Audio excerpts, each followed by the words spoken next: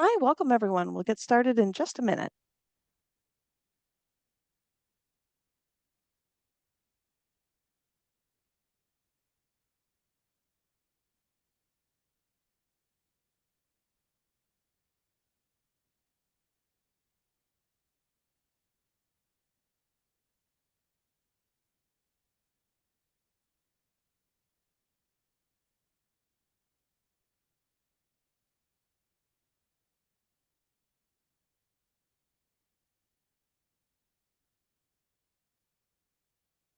Hi, welcome to today's webinar on OceanMind by Nick Wise of OceanMind. My name is Sarah Carr, and I'm Chief Knowledge Broker for Octo, Open Communications for the Ocean. For those of you who aren't familiar with Octo, we're an NGO that connects ocean professionals to the knowledge and networks they need through our webinar series and our MPA help, EBM help, and ocean plastic list communities. Octo also provides custom consulting services. Today's webinar will last an hour. We'll have a formal presentation by Nick first, and that'll be followed by a Q&A period. You can submit questions to Nick both through the Q&A panel of the webinar interface or the chat panel. The chat right now is set so everyone can share information with each other. You can either choose to send messages in the chat just to Nick and I or to everyone. We just ask if anything you post to all the attendees that you keep it on topic and professional, but we do welcome you sharing relevant information in the chat with all of the attendees.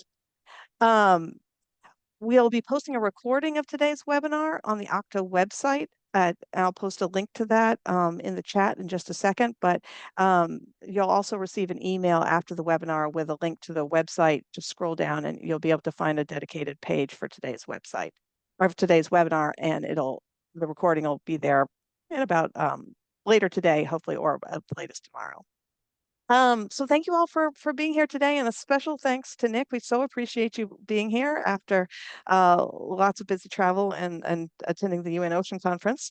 We'll turn it over to you to learn more about the work now. But thank you, Nick, for being here. Thank you for having me. Well, I'm Nick Wise. I am the founder of OceanMind. My background is in technology, so I am a computer guy by trade. But OceanMind is a team of data scientists, software engineering experts, and also marine enforcement experts who all work together to deliver on our mission, which is to power marine enforcement and compliance to protect the ocean. Great to see everyone today. We, I guess, are a self-selecting group, so we already know how important the ocean is to our future.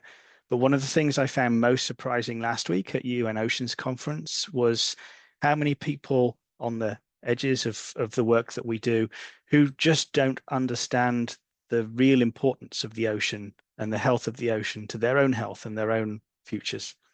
And indeed how much needs to be done to help the ocean given how much damage we've done to it.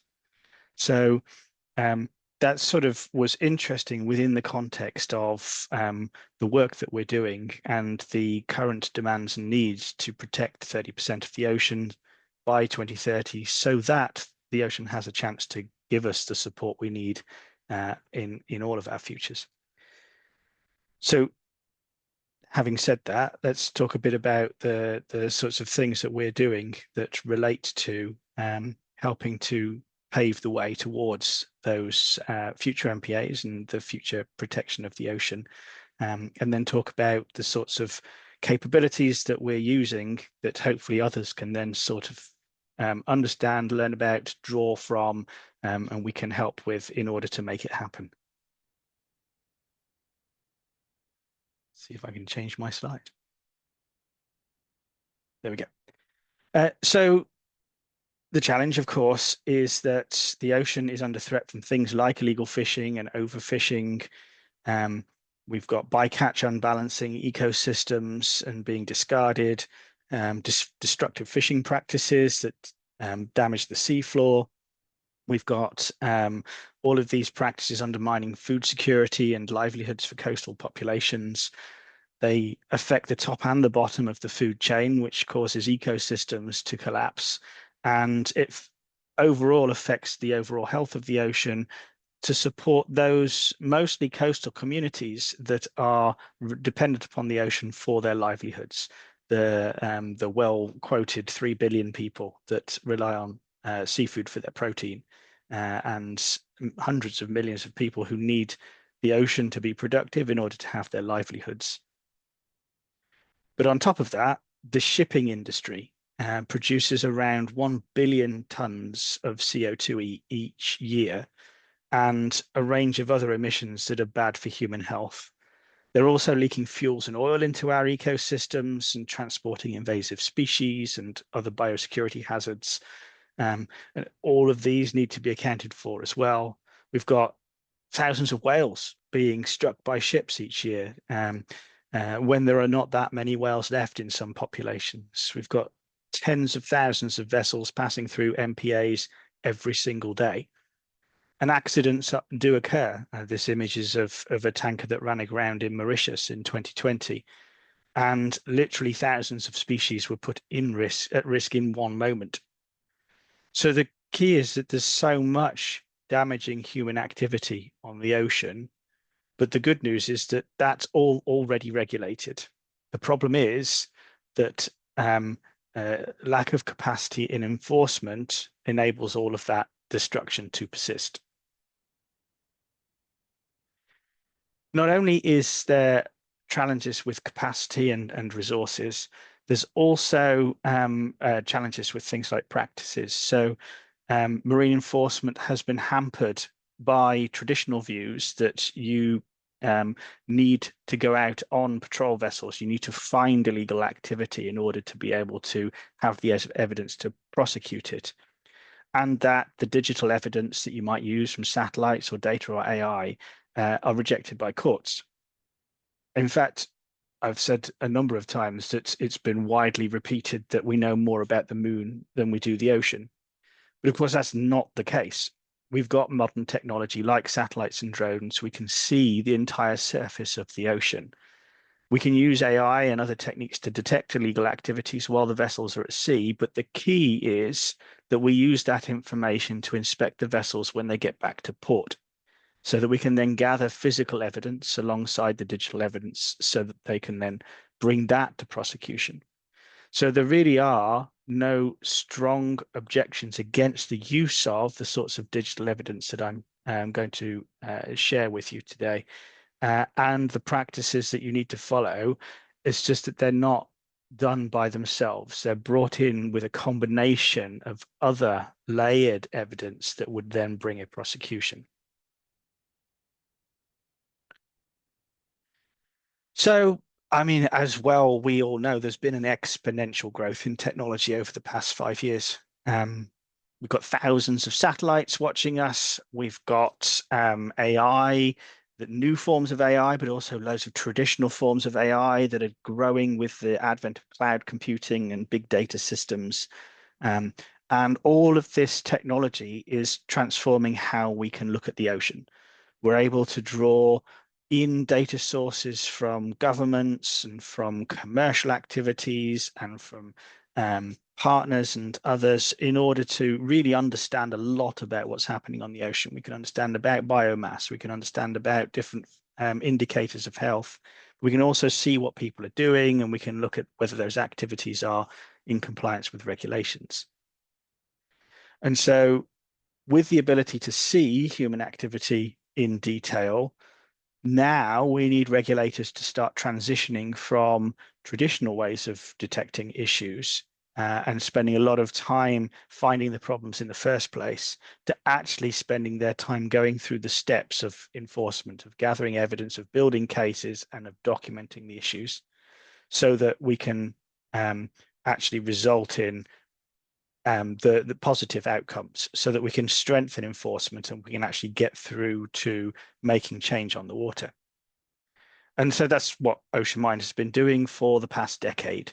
We work with marine law enforcement, and we provide both direct intelligence that helps them understand what's happening, but also the training and capacity building to transfer our knowledge so that they are then able to pick up and act on those things.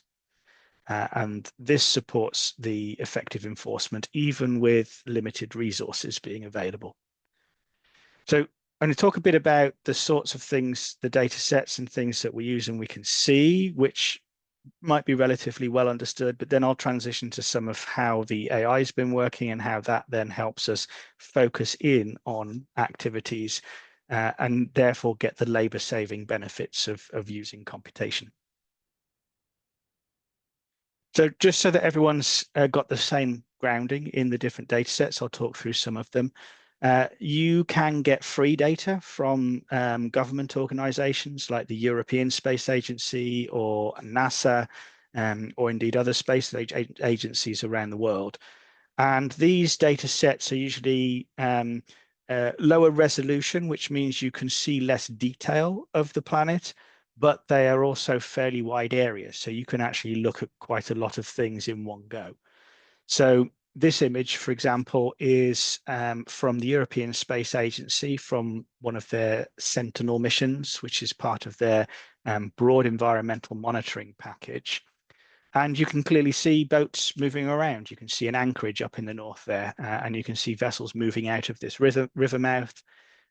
You can see which direction they're pointed. You can work out which end is which from the wake. You can see the direction they're going in, and you can take a stab at how fast they might be going. So you can draw a lot of information out of this image, but of course, maybe not with your eyeballs. That's where the computer might come in. You can also see all sorts of other interesting things. So, for example, right at the top there, you're seeing pollution and sewage discharge from a major city out into an ocean basin. And you can also see the lines and movements. Those are from impacts from pair trawling on the sea. And so you can actually see various trawling activities from space just from the trails that they're leaving behind. So you can draw other interesting conclusions from this data as well. And then if you need more detail, you can go to commercial providers. So you can start to look at the different options for very high resolution imagery, and you can buy images that range from maybe a few $100s to a few $1,000, depending upon just the resolution you want. And you can get really very strong understanding of what's taking place. So you can see things such as tiny little fishing dinghies, for example, with their mothership. You can see small scale fishing vessels, like that 10-meter vessel top left. And you can also see things like whales. So we managed to collect an image, and it just so happened we came across a pod of humpbacks, as we believe to be. So with the right imagery, you can start to see lots of goings on. With the freer imagery, you can see wider area, but when you get the resolution down so you can see in detail what's happening, you actually have to cover a much smaller space, so you need to know where you're going to be looking. Which leads on to the next type of imagery, which is radar from space. So again, you can get free satellite radar called synthetic aperture radar from European Space Agency and also NASA. And these are where the optical imagery is essentially the satellites detecting light that's been reflected off the planet's surface, like from the sun or emitted from our own sources on the planet. This is an active system that sends a beam of energy down to the planet and then receives the reflection. And its name, synthetic aperture, relates to how the movement of the satellite through space allows it to see at much higher resolution with a small antenna than it would otherwise need to do. And so with this, you're able to see a wide range of really interesting things, doing maths on the data that comes back. So this doesn't really give you pictures. This picture and the other pictures I'll show are interpretations of data, but synthetic aperture data is actually a bunch of numbers that come out of sending radio signals at the planet and receiving their reflections. So you can look at the phase of those signals, and you can see changes on the planet's surface to the millimeter level of detail. So you use that for things like subsidence on bridges and so forth. But it also allows you to detect the difference in textures. So you can tell the difference between a boat and the sea, for example. So with these satellite radar images, you can see over a very wide area, and you can, like, maybe even 10,000 square kilometers in a single image, and you can then use that to run some processing to find there's very clear differences between ocean and something hard that's not ocean, and then work out which of those are actually vessels, and that can give you a really good piece of situation awareness over a large MPA, for example. Um, and again, this allows you, this particular type of imagery allows you to see vessels maybe 20 meters in length as the smallest unit. But again, you can buy higher resolution, which I'll talk to in a moment. This is just an example of some of that imagery, but showing you port infrastructure. So you can see a whole bunch of little dots that you can see up close, sort of vessels in anchorages. So you can use it very clearly. And off some of them, you can see a really strong reflection.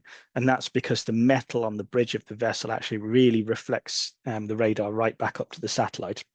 And that's a really good indicator of a vessel being present in a place. And I mentioned commercial imagery, so you can get very, very high resolution radar imagery that allows you to draw interesting conclusions, not just about vessels that you might be able to see, but about the infrastructure they're interacting with. So, for example, here you can see a whole range of oil and gas infrastructure, and you can use this technology to see which of the gas towers are full, for example, or the height of a coal pile, or things of that nature. So, with the right understanding, you can draw really useful insights from some of these things that help you understand, what vessels loading, unloading, preparing to get underway, that kind of thing. We also have satellites that allow you to detect lights from space, so visible infrared, and in the sort of near infrared range, that allows you to see bright lights on the surface of, well, cities in the case of the image here, but also on the ocean. You can see vessels with really strong deck lights. There are fishing vessels that use lights to attract fish to the surface. Squid is an obvious example. You can see those really clearly from space, from these satellites. And again, this is a data source from actually NOAA in this instant, but with a NASA operated satellite that gives you really solid understanding of vessels' lights at sea. So you can detect the vessels that are not transmitting their positions. And then also there are now thermal infrared cameras in space that allow you to detect heat signatures from infrastructure or large scale facilities that you can use to infer activities that are being undertaken. And then there's also satellites now that listen for radio signals. So they might be cell phones on ships or the navigational radar of the ships. So these satellites help you work out where vessels are based on the radio signals they're sending out. And some of those radio signals contain GPS positions. And there's open source radio signals called Automatic Identification System, AIS, that allow ships to tell each other where they are so they don't collide with each other. But those data points can be gathered, and there's commercial vendors that will sell access to you for hundreds of millions of data points every day, building up a global picture of all of these larger and interacting vessels all around the planet. And also there are signals that are more closed and more proprietary. So many governments operate the vessel monitoring systems, and those use signals in order to be able to transmit secure packets of information, tamper-proof information, often relating to fishing. And the governments can use those for enforcement. And then there are other similar signals that work off radio signals for other kinds of safety of life at sea applications, long-range tracking, flag state responsibilities, and so forth. So the use of these GPS positions is sort of core to understanding the behaviors of vessels. And of course, all of that data, it's all available. You can access it now. You can go and look at it. But the challenge, of course, is that there's so much of it that drawing out insights from it as a human being is near impossible over a large area. It would take a lifetime to look through all of the available data and understand the location and meaning of all of the activities in a large zone like a high seas MPA. So that's why machine learning and AI is crucial to actually understand what's going on in the images and to draw out insights, correlate data sources, and produce the intelligence that you need in order to understand what's actually happening, and then also why that matters. Because the vast majority of maritime activity isn't actually interesting or relevant to your daily enforcement activities. You want to be able to boil it down to where are the risks, what threats do I need to focus on, and how do I deploy my limited resources efficiently in order to improve compliance in my zone. So that's why, to support law enforcement, we have developed a particularly accurate variant of AI that very much focuses in on the specific phases and behaviors of different activities at sea that allow us to compare those activities to the rules and regulations and do so in a way that is relevant and supportive for law enforcement. So our law enforcement workflow understands a very wide variety of vessel behaviors, some 20 different types of fishing, resupply, refueling, transshipment events. We also have different characteristics of shipping, different vessel behaviors, and we're really using this to understand any behavior that has the potential to damage the marine environment. So all of that, and the fact that bringing all of that together is extremely challenging, even for a well-resourced and modern organization. That's why we exist. For more than a decade now, we've been pulling together data from those information sources and government sources and open sources, using AI to sort and filter it, and then human expertise to then draw out the crucial insights that help other people do their work more effectively to protect people and planet. And as a non-profit organization, our mission is to help drive an increase in enforcement and compliance so that the ocean is used more sustainably, we reduce pressure on it, and therefore it has the chance to recover and thrive and support us in the way that it has in the past. So enforcement I've talked about extensively, and that really is the key, particularly when it comes to MPAs, high seas MPAs, and how we drive towards 30 by 30. The question of enforcing these MPAs is not even up for debate. This is a solved problem. It's been carried out around the world many times over in millions of square kilometers. So this is fully understood, and we should have no problems here. Other things that we've been working on relate to the emissions of the global fleet. So we want to know the impact on the climate as well as the environment of particularly shipping, since it is a significantly large emitting category. But it's not just the greenhouse gas emissions, it's the emissions that are harmful to human health that we create, particularly close to the coast and around ports that affect those coastal communities. And the reason we want to look at those things in ecosystems is because they are crucial to those coastal communities being able to survive and to thrive. And so where we have small-scale artisanal fishing coming into conflict with industrial fishing, shipping, we've historically seen the small-scale fishing lose out fully. We need to get to a world where that isn't the case, and actually small-scale fishing has the space and the right to be able to carry out their activities without the impacts of the massive overfishing, massive damage to the environment that's caused by these other activities. And so using these techniques and using them to inform policy, working out where to draw boundaries, where to place MPAs, where to place protected grounds or transit lanes is crucial to protecting the ecosystems that people rely on. And beyond that, how do we actually incentivize the people who own these fishing boats and these shipping vessels to desire to change behavior? Well, we can do that through things like insurance and financial services, their investors. And by informing those people and indeed non-financial regulators, so people who are looking at uh, climate-based financial disclosures or nature-based financial disclosures for reporting regimes, can we nudge organizations in the right direction by using all the same data and information again, but packaging it up and saying your supply chain is doing bad things? And I've already talked about many of the folks that we are working with, but the key is that this is a system. These aren't independent groups. They're actually all working within the same system, which is ocean ecosystems and the health of them.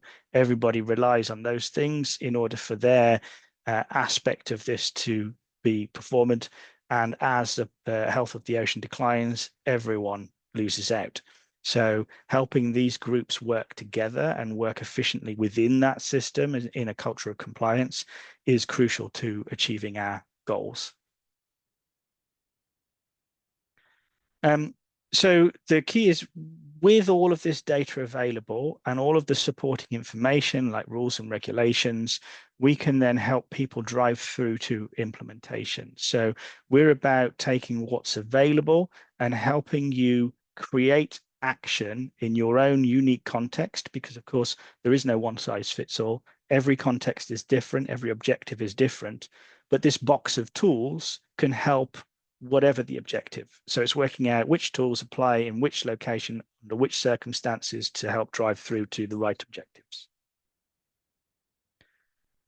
And so a few examples. Over the past few years, we've used these capabilities to help Interpol capture their so-called most wanted fishing vessels.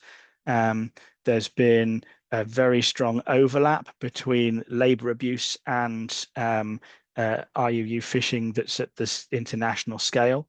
And so helping capture those vessels has also helped to release those crews and bring them back to their own countries.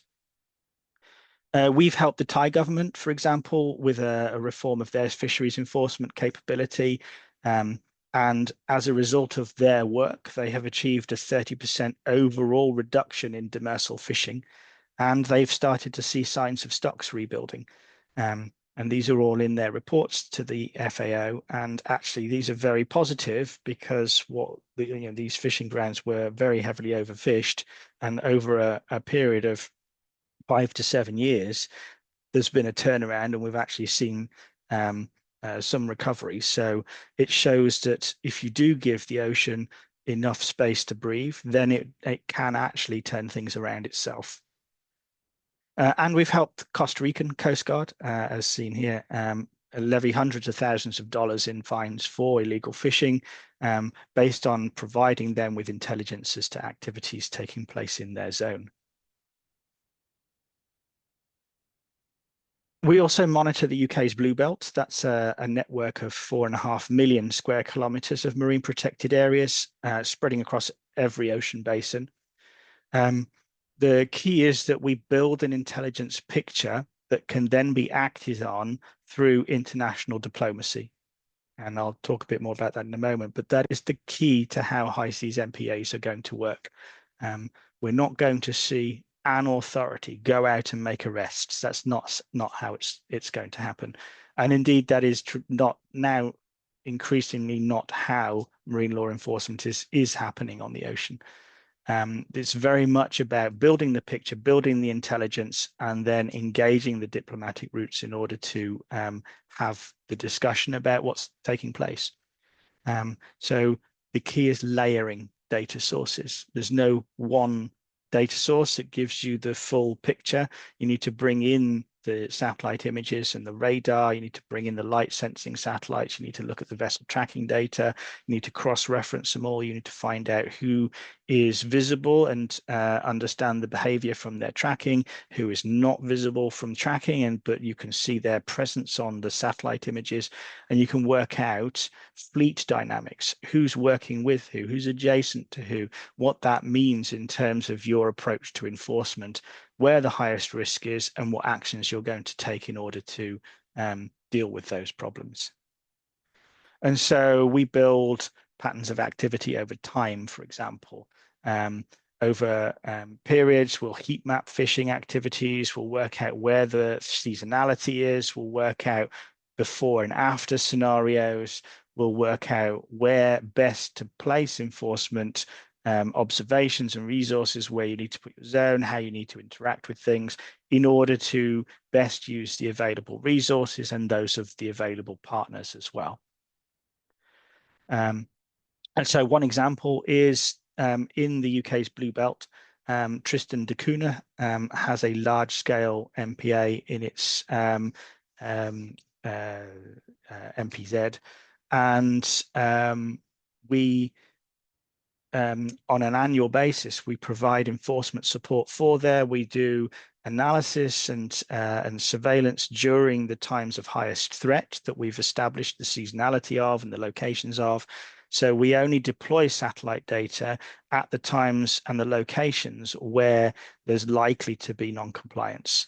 And we don't deploy satellite data in other times where there's much lower risk, because we've done this historical analysis and seasonality over a multi-year period. And the Tristan da Cunha zone is very similar in characteristics to the Walvis Ridge proposed ICES MPA. And so the seamounts and the biodiversity and the types of ecosystems that we're looking to protect in Walvis Ridge is very similar to the sorts of things going on in Tristan da Cunha.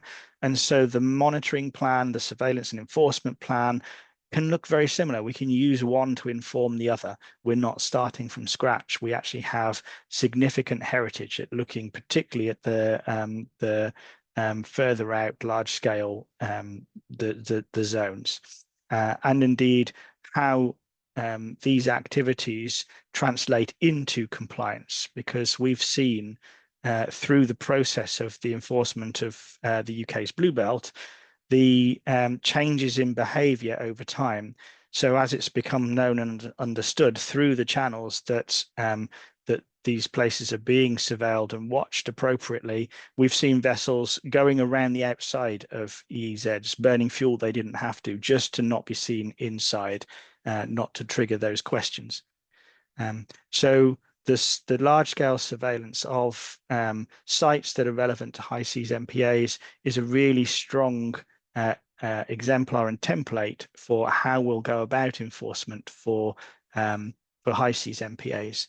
Because also there's no resources there. There's no significant capability. There's no patrol vessels. It's all done through local partnerships, engagement with the countries in the region, with other organizations and countries, so that we can get support from vessels that might be going through on a voluntary or chartering basis. So the process by which it can be done, the cost model and the approach, all can be mimicked. Excuse me, and it's not as expensive as one might think to monitor these zones, because you are looking at protecting them in the times of highest risk and in the locations where the threats are highest, rather than continuously all the time.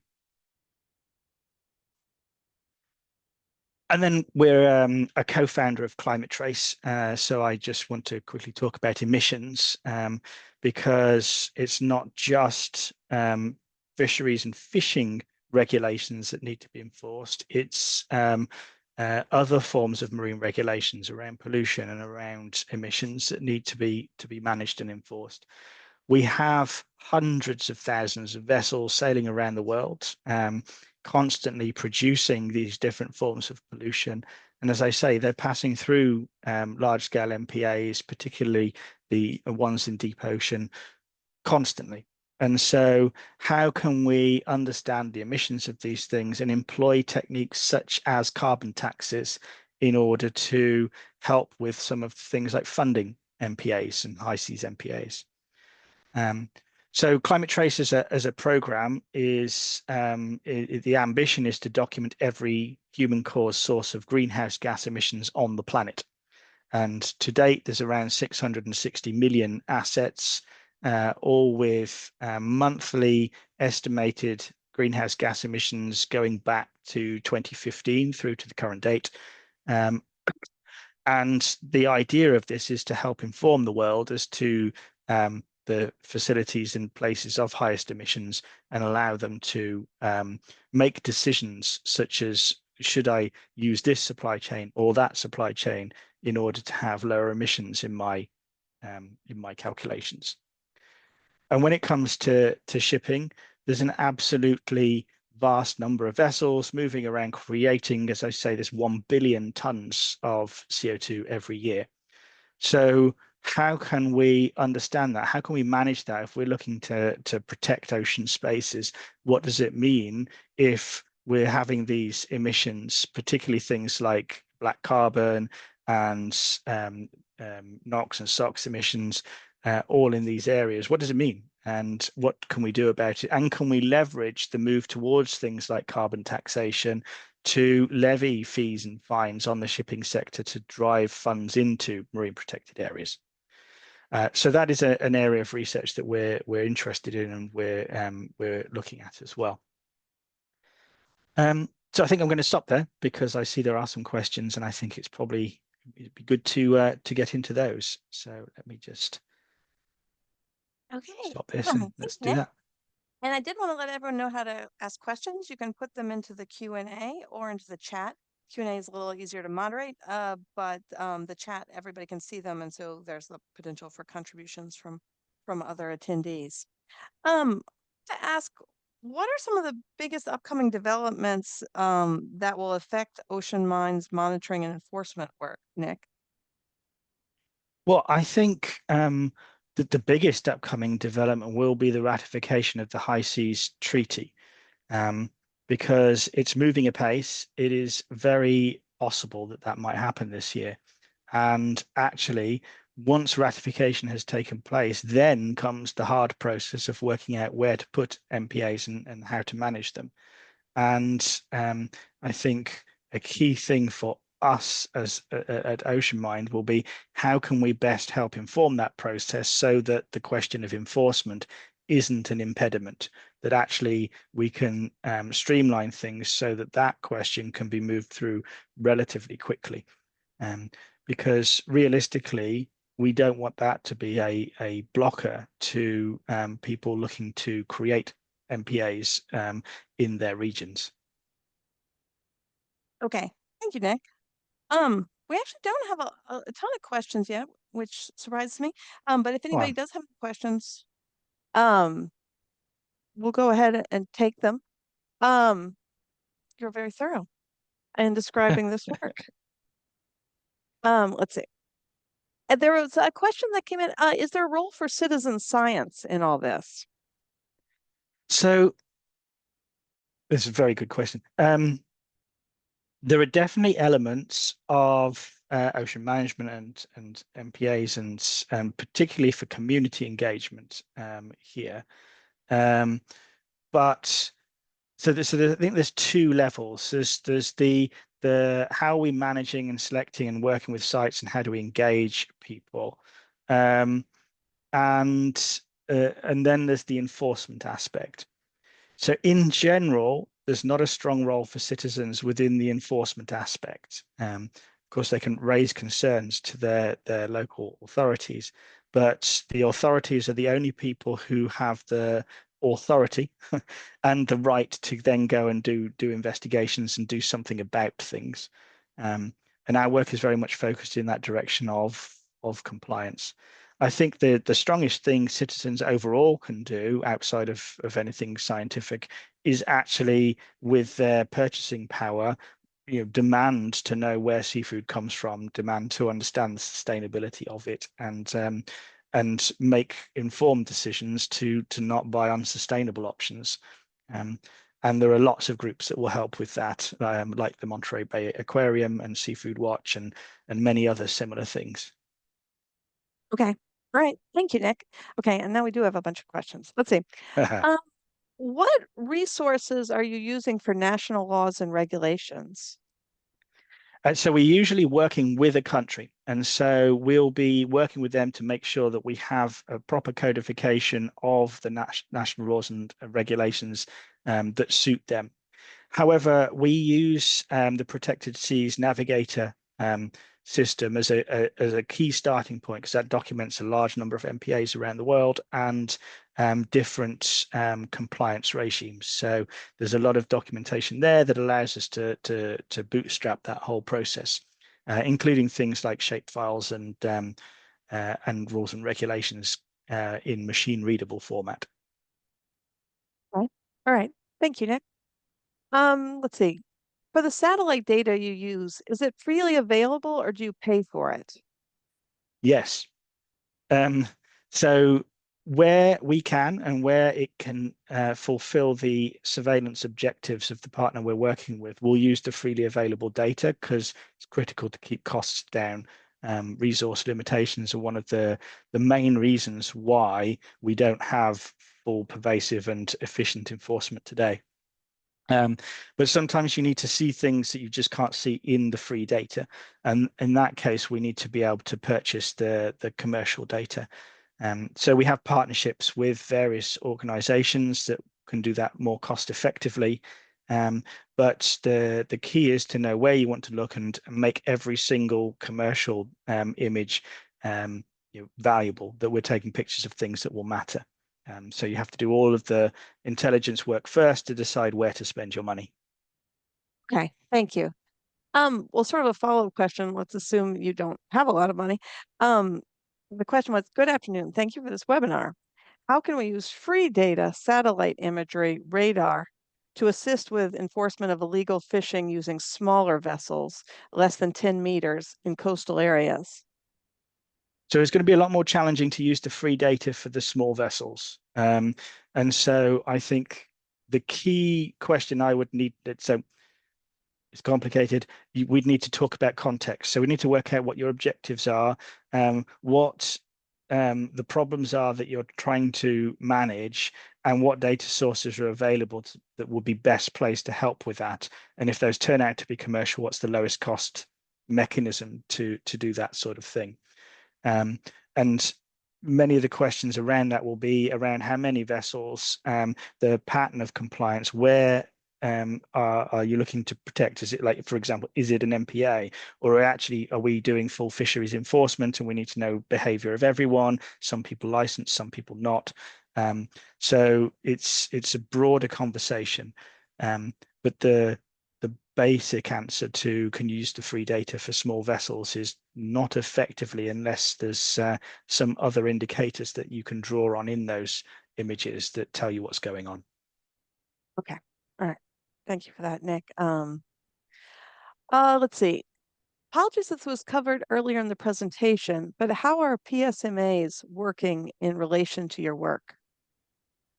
Yeah, so PSMA implementation is a key piece of work that we do that's sort of distinct from the MPA and fisheries enforcement work. So in that case, what's the process is for those that aren't familiar, is that you're working with sort of imports and port entries where foreign vessels to the country are bringing fish in. And then the question is, how do you work out what's legal and what's not, where they've come from?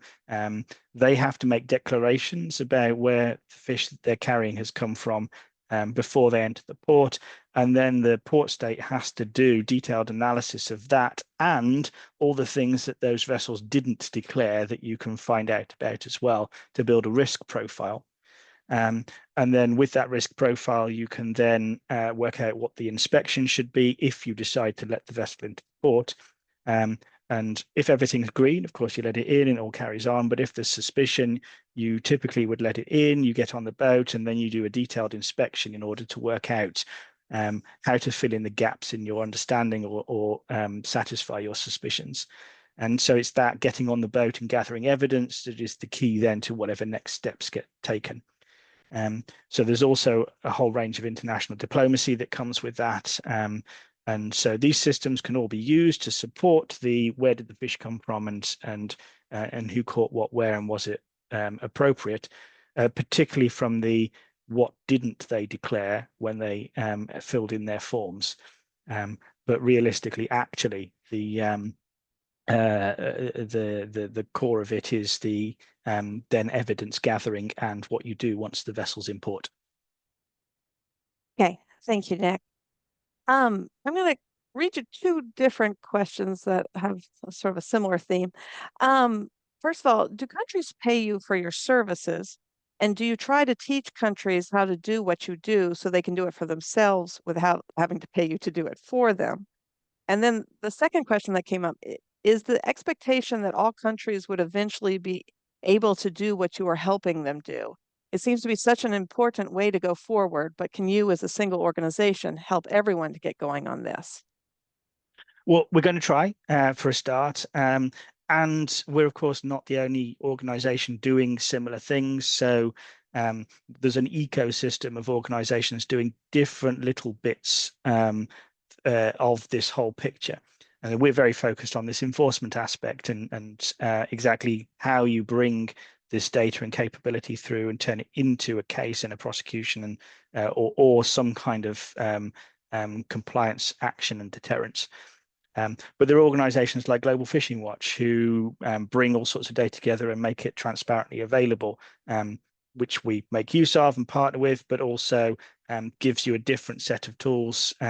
So they might be useful in some circumstances. There's other organizations like Skylight who have tools that you can use. And again, we bring those through and provide training on those.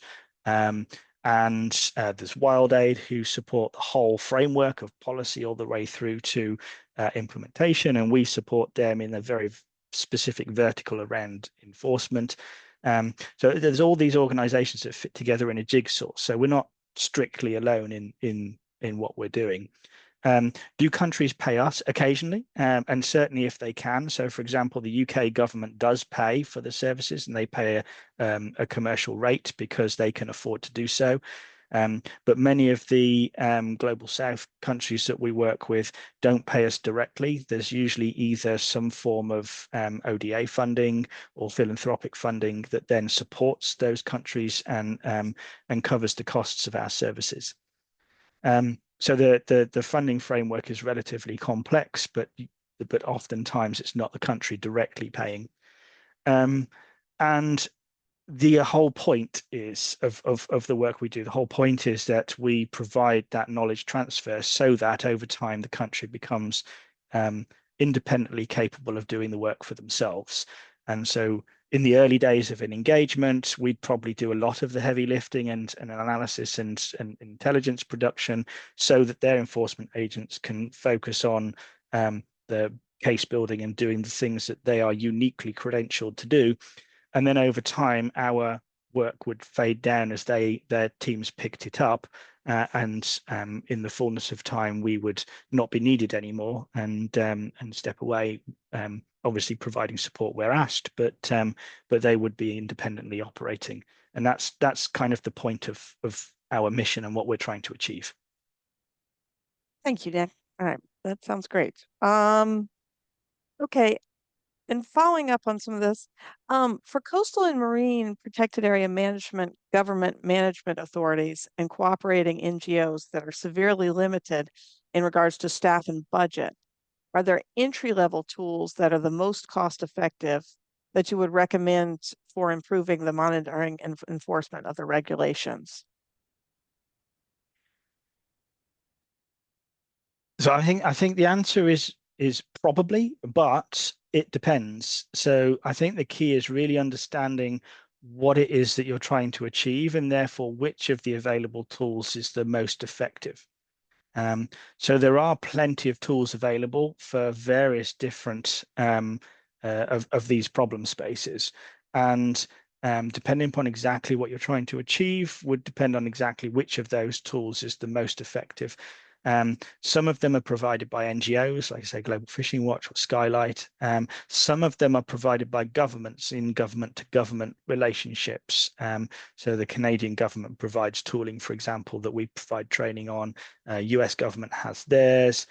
Someone mentioned the NOAA tool earlier. That's another, part of the work that we do is already done by governments, but we augment many of those. So we provide staff to support, for example, the Canadian government in some of their capacity building and training work. So we're not replacing any of that. We're sort of a performance boost, if you see what I mean. So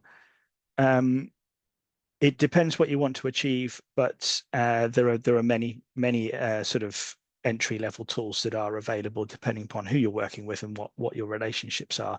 So it might be better to have a chat about what you're trying to achieve. Okay, thank you. And relevant to that, I'll ask this question that came in. Um, is there any sort of write-up or resource that explains the similarity and differences between the different organizations and resources in this space, OceanMind, Global Fishing Watch, Skylight, et cetera? As someone who's not an expert in this space, but very interested in overlaps with my work, it's hard to keep them all straight. Or is it, yes, also I'll leave it at that. Yeah. Yeah, so specifically about that, there are quite a few, I would say, and I can't remember off the top of my head which are which, but I'll try and find some links and share them with Sarah. But Fantastic. IDRI just did one, for example, a report on monitoring control and surveillance for high seas MPAs that was talked about at UNOC last week, and that sort of talks about all of our organizations and more in the space and different roles that we have to play with respect to high seas MPAs. But you probably can draw conclusions from those as to how that might affect your work. Similarly, I know that different organizations have done reviews of the various different tools available over time. Admittedly, some of them are quite old now, so they'll be out of date. But I recognize that perhaps that is something that's needed, and it may be something that we can try and do something about in a more accessible manner. Okay, Yeah, fantastic. And actually, Nick, let's connect, and I'd love to get that IDRI report. I'll Google it and see if I can find it myself too. I certainly And hope you just can. yes, and for what it was, this question was asked anonymously, but I'll try and get it out in some of our Octo and our MPA help and EVM help message boards coming up, so that we can get that out to our networks. But because it sounds very useful. Sure. Okay, great, thank you. Let's see. There was a question. Are you doing anything relative to the upcoming deep ocean mining? That's a really good question. We're actually not at the moment, but we are. It is deeply worrying, and we are wondering what can be done. So the answer is no right now, and nothing on the cards right now. But it is worrying me, so we'll be giving it some thought. Oh, appreciate it. Okay. There's a question. I'm looking to create an AI startup around carbon emissions and ocean conservation. What are some of the biggest gaps in systems today, and what would be helpful? And they said they have a focus on the Chesapeake Bay locally, sorry, starting off initially focusing on the Chesapeake Bay. Yeah, I think probably the key opportunities and gaps are around implementation. So, what can people specifically do that will help reduce emissions? So, there's now quite a lot of data available, including the climate trace data, but that's not the only source of data.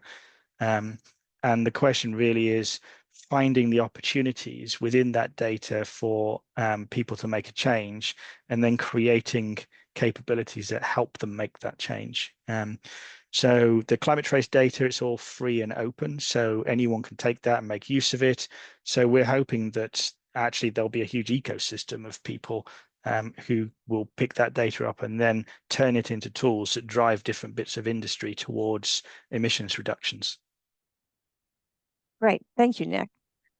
Um, Another question that came in, uh, is it possible to obtain satellite information to carry out mapping of benthic ecosystems and detailed bathymetry, or is it necessary to complement it with field work using traditional oceanographic equipment, side scans, sonar, multi-beam echo sounder? So I'm not an expert in this area, but I was working on a project that did something similar a while ago, and it is entirely possible. Um, but as with anything that uses machine learning to do things like categorizing different habitats, ground truthing is essential because it will make mistakes. And so I think definitely you can use it to create a broad area understanding from satellite data and sort of draw conclusions from it, but recognizing its drawbacks and then doing some ground truthing on various areas, particularly things where it's not obvious that it might be right. Okay. All right. Thank you, Nick. Um, Question that came in a little bit ago. What initiatives are you engaged in with U.S. agencies and NGOs? So NGOs more, so like Wild Aid, Conservation International, and their partnership with other NGOs on Blue Nature Alliance, um, and several others, which relate to specific locations or projects. So a lot of the work we do is project driven. There's a location, there's an issue, and we're providing specific advice on how that might be resolved. Or we're doing a large-scale strategic risk assessment for a location, building out the patterns and trends so that people can then build forward operational plans. Excuse me.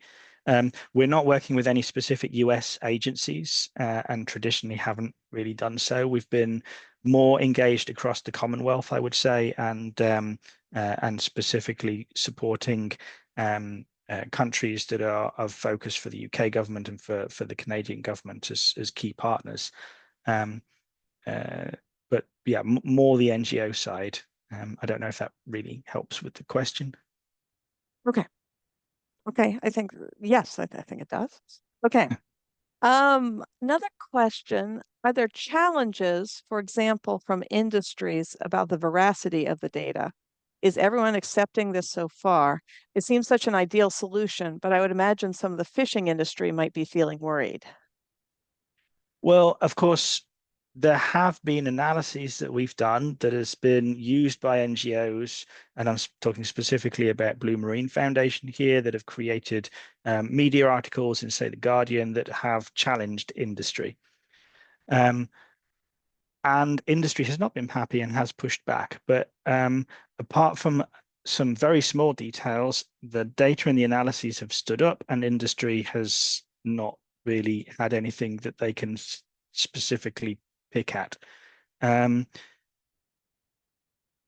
I think that the key is the overlapping and aggregation and use of multiple data sources, and then the analysis to draw conclusions that then are self-supporting, and the testing of those, the quality assurance side of things.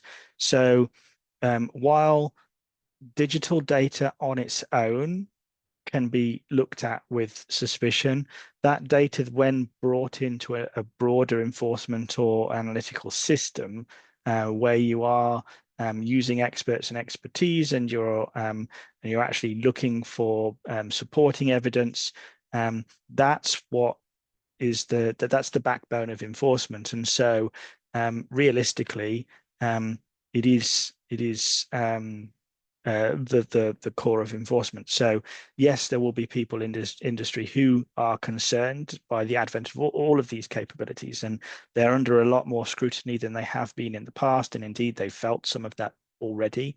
Um, but the key is that there's a lot more to come.